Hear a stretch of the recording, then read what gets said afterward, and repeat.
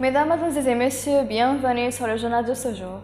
Le président de l'Assemblée nationale libyenne, le chancelier Aguila Saleh, a souligné que la crise libyenne ne peut être résolue que par des élections parlementaires et présidentielles, notant que la Chambre des représentants a décidé lors de la première session qu'après son élection que le peuple libyen élit directement le président de l'État libyen et il a été inclus dans la déclaration constitutionnelle. Pour sa part, Nasser Bourita a souligné que le maintien de la date des élections convenues par les Libyens et la communauté internationale est nécessaire et essentiel pour restaurer la stabilité en Libye.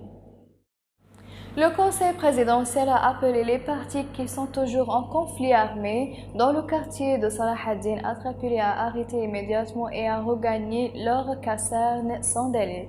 et a ajouté qu'il faisait le suivi des événements malheureux qui se sont déroulés à Tripoli, des dommages qu'ils ont laissés sur les propriétés publiques et privées et terrorisant des citoyens sûrs. Le commandant général des forces armées arabes libyennes, le maréchal Khalifa Haftar, s'est rendu dans la région de Bercès au milieu d'un grand accès de la population des dignitaires et des chefs de la région en présence de ce secrétaire du ministère de l'Intérieur Faraj Gaïn. Le commandant général a prononcé un discours dans lequel il a salué le rôle des tribus, des habitants et des jeunes de l'Awagir et la région de Bercès pour soutenir les forces armées et s'unir à elles pour débarrasser le pays du terrorisme.